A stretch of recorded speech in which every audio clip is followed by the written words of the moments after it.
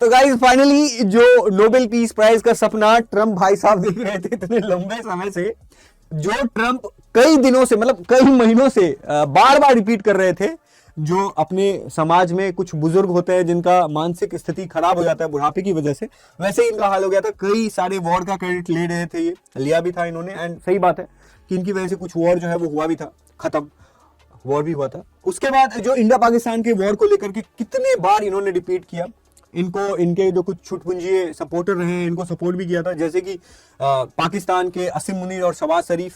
अब अगर आपका सपोर्ट कोई एक पनौती कर रहा हो तो फिर आप ऐसे प्रेस्टिजियस अवार्ड को कैसे जीत सकते हैं? यही हुआ इनके साथ भी, नोबेल कमेटी ने इनको रिजेक्ट कर दिया।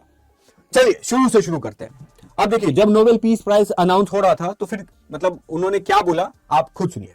The Nobel Peace Prize for 2025 goes to a brave and committed champion of peace, to a woman who keeps the flame of democracy burning amidst a growing darkness. The Norwegian Nobel Committee has decided to award the Nobel Peace Prize for 2025 to Maria Corina Machado. और फिर इसके बाद जब Nobel peace prize announce हुआ तो एक बहुत ही काबिल लीडर को मिला, और वो लीडर है मारिया कोरिना मचाडो। इनको नोबेल पीस प्राइज से सम्मानित किया जाता है। वेनेजुएला की ऑपोजिशन लीडर है और इन्हीं की वजह से, मतलब वेनेजुएला के क्राइसिस की वजह से ही इनको नोबेल पीस प्राइज से सम्मानित किया जाता है, जो कि सही बात है भी। अब इनके बारे में मैं आपको बताऊंगा, पर उससे पहले मैं आपको बता दूं कि इनको जो है वो 11 मिलियन स्वीडिश क्रोनर मिलेगा, मतलब कि 1.2 मिलियन डॉलर, जो कि उतना इंपॉर्टेंट नहीं है। ये जो पीस प्राइज है वही एक बहुत बड़ा प्रेस्टिजियस आपको मतलब दुनिया में बताया जाता है कि आपने बहुत कुछ अच्छा ही किया होगा तभी जाकर के आपको ये मिला। इंटरेस्टिंग बात यह है कि जब ट्रंप कई दिनों से, कई महीनों से ये चीजें चर्चा कर रहे थे, इनके बारे में जब नोबेल पीस प्राइज के जो कमेटी है उनसे पूछा गया है तो वो क्या कहते हैं, वो कहते हैं, आप खुद सुनिए। Long history of the Nobel Peace Prize. I think this committee have seen any type of campaign, media attention. We receive thousands and thousands of letters every year of people wanting to say what for them leads to peace. This committee sits in a room filled with the portraits of all laureates, and that room is filled with both courage and integrity. So we base only our decision on the work and the will of Alfred Nobel. अब देखिए, जब इस तरीके से इनकी बेइज्जती हो जाती है और ये कहते हैं कि देखो जो हमारा डिसीजन था ना वो बहुत सारे लोगों ने मिलकर लिया था और अल्फ्रेड नोबेल के विल के अकॉर्डिंग लिया था, मतलब अल्फ्रेड नोबेल का जो विल है ना वो डोनाल्ड ट्रंप शायद नहीं पूरा कर रहे थे। अब इसके बाद अगर कुछ एक्सपर्ट्स की प्रेडिक्शंस देखें, मतलब जो उन्होंने प्रेडिक्ट किया था कुछ एक्सपर्ट्स ने, वो नोबेल मतलब ट्रंप ने खुद भी बोला था कि मुझे शायद ना मिल सके। अब देखो एक्सपर्ट्स कह रहे थे कि देखो जो ट्रंप है ना वो अनलाइकली है कि वो जीते। इसके पीछे का जो रीजन है वो ये है कि इन्होंने जो भी पॉलिसीज, चाहे ऐसे बहुत सारे एक्शंस इन्होंने लिए हैं जो कि पूरे इंटरनेशनल वर्ल्ड को डिसमेंटल कर रहा हो, जो ऑर्डर है उसको डिस्टेबलाइज कर रहा हो, ऐसे बहुत सारे इनके एक्शंस रहे हो, ट्रेड इंबैलेंसेस क्रिएट हुए हो, वर्ल्ड की जो स्टेबिलिटी है वो मतलब डैमेज हुई हो इन्हीं की एक्शंस की वजह से। और सबसे इंटरेस्टिंग बात यह है कि जब ये जो जिनको मिला है ना नोबेल पीस प्राइज का इतना बड़ा अवार्ड, वो जो लीडर हैं वो वेनेजुएला की है। और आपको पता होगा कि जो ट्रंप के एडमिनिस्ट्रेशन का डिलेमा है वो क्या है कि यूएस ने खुद मचाडो के कॉज को बैक किया था, और अब हो सकता है कि ट्रंप ये कहे या ट्रंप के जो एडमिनिस्ट्रेशन के जो लोग हैं वो ये कहें कि भाई हम जो है वो वेनेजुएला के कॉज को सपोर्ट करते हैं और अच्छा है मिला है। पर इनकी तरफ से, व्हाइट हाउस की तरफ से ये रिप्लाई भी आया है कि भाई बहुत अच्छा है, बढ़िया है, ठीक है, लेकिन लास्ट में उन्होंने ये बात जरूर बोल दिया कि भाई नोबेल जो कमेटी है उसने पीस के बजाय पॉलिटिक्स को चूज किया है। क्या पॉलिटिक्स, आपके ऊपर मैं छोड़ता हूं। इसके बाद कमेटी ने बोला है कि भैया देखो जो इसमें सबसे इंपॉर्टेंट चीज है वो ये है कि ट्रंप कई बार प्रेशराइज कर रहे थे।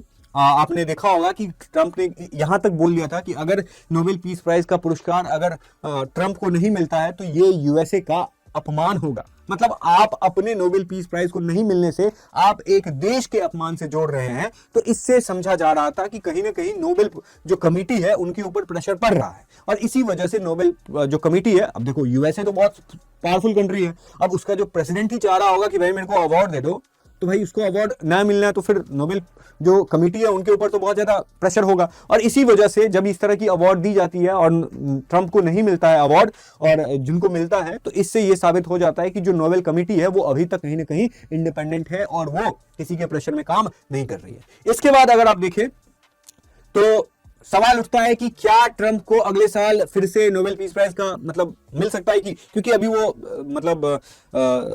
मतलब शासन में रहेंगे, यूएसए को रूल करते रहेंगे, वर्ल्ड के ऊपर में अपना ड्रामा चलाते रहेंगे।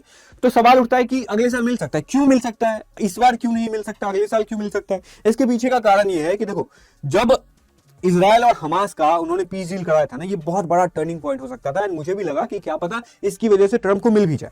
लेकिन जो हमास और गाजा का मतलब जो इजराइल का इन्होंने पीस ब्रोकर करवाया था, तो ये नोबेल प्राइज के एक दिन पहले किया था, जिसकी वजह से उन्होंने उम्मीद की थी कि इनको मिल जाएगा। लेकिन जो नोबेल पीस प्राइज का जो अनाउंसमेंट था, ये जो सिलेक्शन कमेटी थी, ये किसको देना है, ये इजराइल हमास के डील से एक दिन पहले ही हो चुकी थी और इसी वजह से ऐसा बोला जा रहा है कि इनको नहीं मिला। अगर हम हिस्ट्री में जाएं तो यूएसए के कुछ प्रेसिडेंट्स हैं जिनको नोबेल पीस प्राइज मिला है।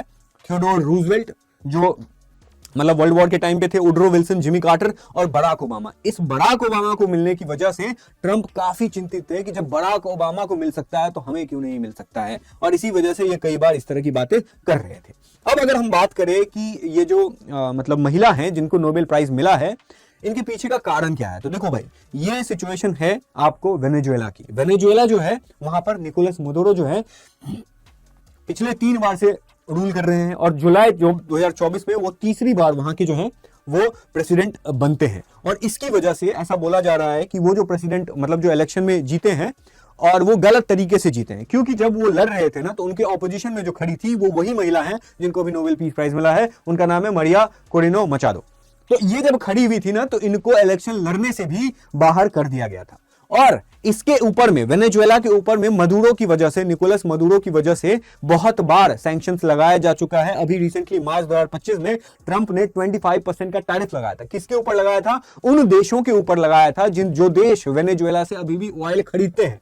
और उसके बाद इनका जो मतलब गोल था वो यही कि निकोलस मदुरो के ऊपर में प्रेशर पड़ेगा। लेकिन जब नहीं पड़ता है तो फिर आपने अभी रिसेंटली कई बार ऐसे सुना होगा कि ड्रग कार्टेल्स को, ड्रग बोट्स को ऊपर में मतलब ट्रंप जो है वो स्ट्राइक कर रहे हैं। उसके बाद जो यूएस मिलिट्री स्ट्राइक्स हैं वो कई बार कैरिबियन आइलैंड में जो वेनेजुएला के आसपास के जो ड्रग ट्रैफिकिंग होती है वहां पर उन्होंने स्ट्राइक किया है। उसके बाद यूएस ने कई ऐसे वेनेजुएला के जो लीडर्स रहे हैं उनको जो है वो मतलब डिजिग्नेट किया है। वेनेजुएला की तरफ से भी यूएन ह्यूमन राइट्स काउंसिल की तरफ से कई बार वेनेजुएला के जो अभी निकोलस मदुरो हैं इनको कई बार टारगेट किया जा चुका है। बोला जा चुका है कि वेनेजुएला में अच्छी चीजें नहीं हो रही है। और उसके बाद यूएसए की तरफ से हम देखते हैं कि F-35 स्टेल्थ जेट जो है वो डिप्लॉय किया जाता है, वॉरशिप डिप्लॉय किया जाता है, न्यूक्लियर सबमरीन तक जो है वो वेनेजुएला की कोस्ट पे डिप्लॉय किया जाता है। कारण एक ही है कि वेनेजुएला में जो हो रहा है वो कहीं ना कहीं सही नहीं है और वो यूएसए को पसंद नहीं है। अब अगर हम मारिया जी के बारे में बात करें तो मारिया जी जो है वो वेनेजुएला के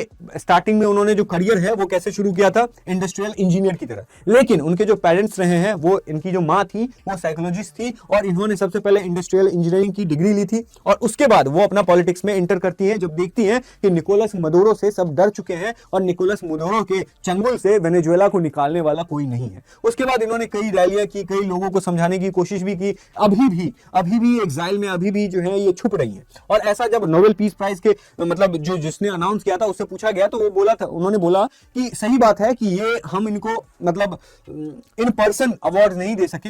रीजन इसके पीछे ये है कि ये अभी बहुत ज्यादा वेनेजुएला जो कि संकट से गुजर रहा है और ये छुप करके जो है वो वेनेजुएला के लोगों की कॉज के लिए लड़ रही हैं। तो शायद अब अगर इस तरह की सिचुएशन होती है तो क्या पता इनके लाइफ को भी डेंजर में डाला जा सकता है। तो ये सिचुएशन रहा है और इनका जो एफर्ट रहा है वेनेजुएला के लोगों के लिए हमेशा से खड़ी रही है। जो डिक्टेटरशिप होता है उसको जो है वो नॉन वायलेंट ट्रांजिशन से कैसे वेनेजुएला को एक वापस से डेमोक्रेटिक कंट्री बनाना है, इसके लिए उन्होंने अथक प्रयास भी किया था। उन्होंने निकोलस मदुरो के अगेंस्ट में वॉर मतलब निकोलस मदुरो के अगेंस्ट में उन्होंने मतलब लड़ाई भी लड़ी थी। कई बार उन्होंने मतलब जेल में भी जा चुकी हैं। उनका बहुत ज्यादा जो निकोलस मदुरो है उनका प्रोटेस्ट वो करते आ रहे थे, तो कई बार उनके जो साथी हैं उन्होंने अपना जान तक गंवाया था। तो इस तरीके से जो मतलब मारिया कोरू मतलब जो महिला है उन्होंने बहुत ज्यादा एफर्ट डाला है और इस एफर्ट को पूरी जो वर्ल्ड कम्युनिटी है इसने एक्सेप्ट किया है, और नोबेल पीस प्राइज अगर इस मतलब इनको मिला है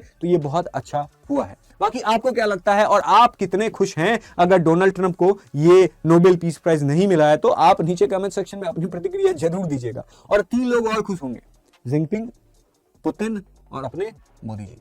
फिर मिलता हूं आपसे नेक्स्ट वीडियो में, तब तक के लिए thank you so much and keep learning with जय हिंद।